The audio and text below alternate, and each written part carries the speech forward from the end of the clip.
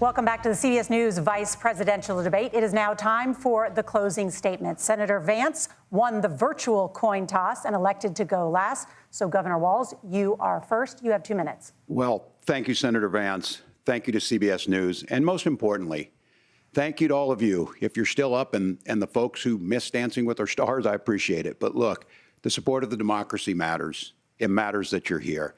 And I'm as surprised as anybody of this coalition that Kamala Harris has built, from Bernie Sanders to Dick Cheney to Taylor Swift, and a whole bunch of folks in between there. And they don't all agree on everything, but they are truly optimistic people. They believe in a positive future of this country and one where our politics can be better than it is. And I have to tell you, that better than it is the sense of optimism that there can be an opportunity economy that works for everyone, not just to get by, but to get ahead. And the idea that freedom really means something.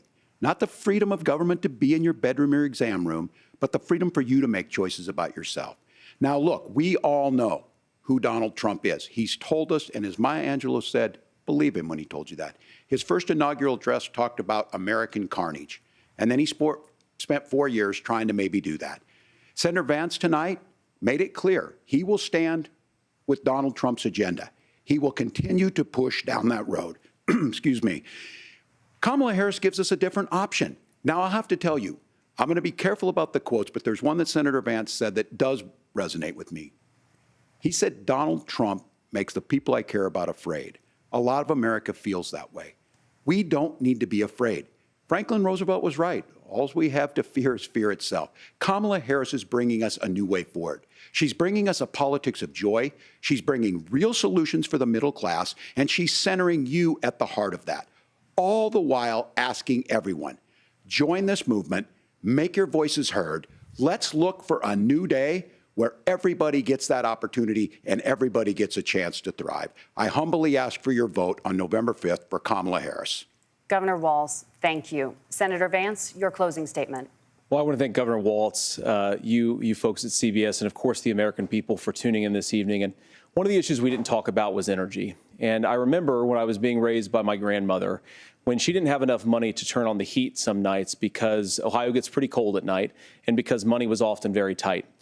And I believe, as a person who wants to be your next vice president, that we are a rich and prosperous enough country where every American, whether they're rich or poor, ought to be able to turn on their heat in the middle of a cold winter night. That's gotten more difficult thanks to Kamala Harris's energy policies.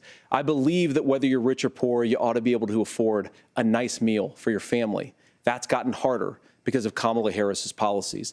I believe that whether you're rich or poor, you ought to be able to afford to buy a house. You ought to be able to live in safe neighborhoods. You ought to not have your communities flooded with fentanyl. And that, too, has gotten harder with because of Kamala Harris's policies. Now, I've been in politics long enough to do what Kamala Harris does when she stands before the American people and says that on day one, she's going to work on all these challenges I just listed. She's been the vice president for 3.5 years. Day one was 1,400 days ago, and her policies have made these problems worse.